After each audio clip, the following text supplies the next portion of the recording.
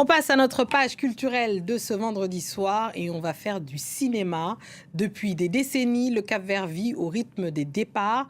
Avec Hanami, Denise Fernandez choisit pourtant de raconter l'exil depuis l'île à hauteur d'enfant. Un film sensoriel tourné en créole capverdien sur l'île de Fogo, récompensé dans de nombreux festivals internationaux dont Locarno, le Festival des Trois Continents ou encore le FESPACO. Alice Dalouz y incarne Nia, une mère qui quitte son enfant dans l'espoir d'une vie meilleure. Bonsoir Alice Dalouz et bienvenue dans votre JTA. Bonsoir Fatimata. Alors, dans ce film, vous incarnez Nia, je le disais, une jeune mère qui quitte son bébé pour immigrer. La réalisatrice, Denise Fernandez, elle ne filme pas le départ, mais surtout les conséquences de cette absence sur plusieurs années. Qu'est-ce qui vous a convaincu d'accepter ce film ? Qu'est-ce qui m'a convaincue d'accepter ce film ? Enfin, je pense que c'est tout bêtement le fait de tourner dans son pays. Avec une réalisatrice capverdienne, il y a très peu de films qui ont été faits au Cap-Vert. Il y a des îles qui sont beaucoup plus culturelles que d'autres. Mais c'est inouï un jour de pouvoir, en tant qu'actrice, retourner comme à ce qui nous est cher, à notre propre essence, à l'origine de mes parents. Et je crois qu'au bout d'un moment dans une carrière, la mienne qui est très très jeune, c'est comme même peut-être viscéral au bout d'un moment de faire ce chemin-là. Et ça a été même c'est un grand mot, mais peut-être un chemin spirituel de le faire au bout d'un moment. C'est vrai. Ouais. Et dans ce qu'elle a dit, quand vous avez lu le scénario, de voir que le point de vue était inversé, est-ce que ça vous a particulièrement marqué, notamment tous ces personnages? Il y a beaucoup de personnages jeunes, filles, justement, dans le film.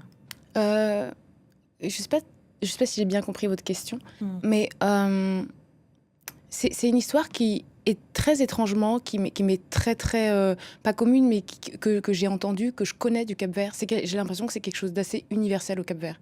Le fait de laisser son enfant et de venir, et même ce truc qui est pas nommable et que je voudrais pas nommer, mais bon, je vais le faire, c'est peut-être plus simple, mais qui est comme une sorte de dépression postpartum, mais c'est beaucoup trop simple de dire ça que par là.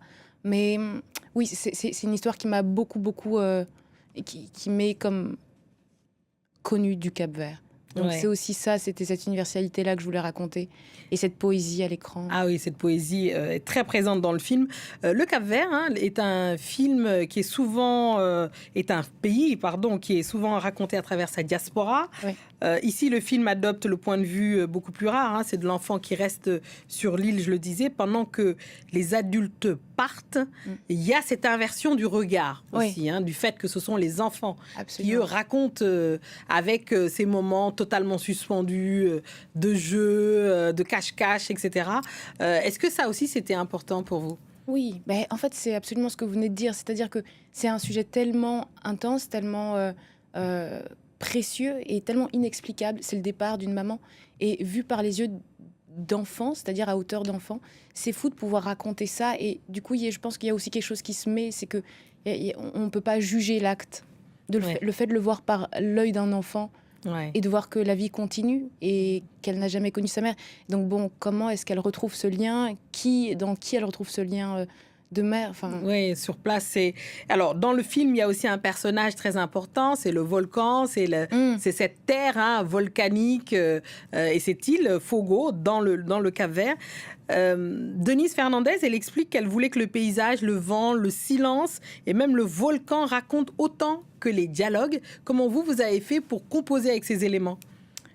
Je pense que en fait, l'atmosphère du lieu, le volcan, il y a quelque chose de tellement mystique sur cette île, tellement mystique et en même temps tellement magique que c'est étrange, mais l'environnement fait 70% du travail. C'est peut-être énorme, mais c'est-à-dire qu'on se met forcément dans une sorte de...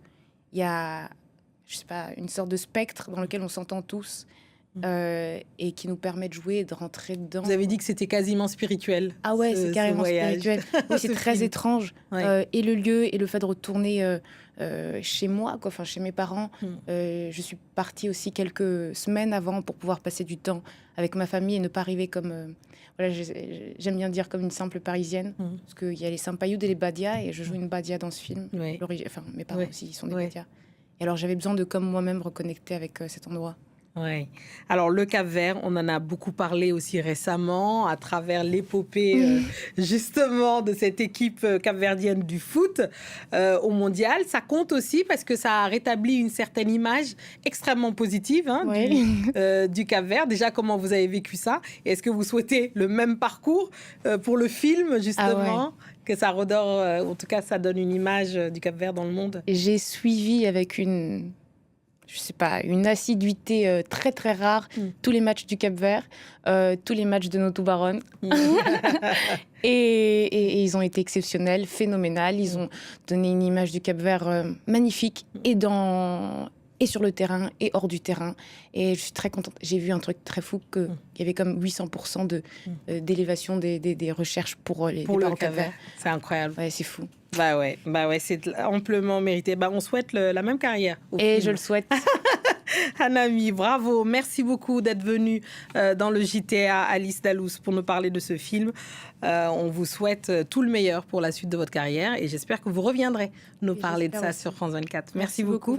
C'est la fin de ce journal. Merci à tous ceux qui nous ont suivis partout dans le monde. Et ce soir, forcément, de Fogo à Paris, en passant par Praia, parce qu'il y a une capitale dans ce pays. Voilà. Et restez avec nous car l'actualité continue sur France 24. Il paraît même que ça ne s'arrête